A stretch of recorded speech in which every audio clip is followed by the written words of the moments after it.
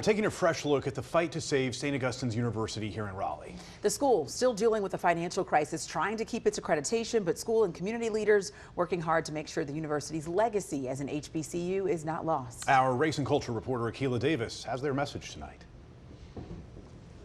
Saint Augustine's has been a powerful addition to the community. When it comes to the rich legacy of Saint Augustine's University, Miss Irene Clark is among the few living to tell it. You can just see by the architecture as well as just the landscaping that it was a humble beginning. An HBCU graduate herself, turned advocate and educator, retiring from St. Aug's after 3 decades of teaching there. Now among many watching as the university faces a firestorm of controversy. I have over the years collected basic information. You're looking at her library, research and documents she's collected over 30 years.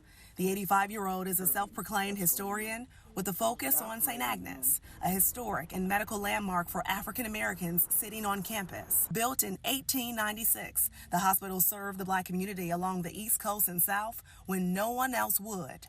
She says the HBCU just north of downtown Raleigh has a legacy of educating educators, ministers, and notable alum that she's taught, like former President Dr. Everett B. Ward. There are many persons who came through St. Augustine's that have gone on to do great things in this world. People like Dave Cannon, general manager of the Nissan dealership in Wake Forest. I want it to be something in communications, TV, radio, something to that effect. He says the school gave him a solid foundation, disheartened by the recent news of his alma mater, but hopeful the school will pull through and produce more success stories like him. So we can't just move past the history of that and just say, oh, well, let's just close the doors and move forward. No, this thing's been a staple in the community for a long time. And as for Miss Irene, for the most part, her research days are over. But conversations like this help remind her to pass the stories along to the younger generation.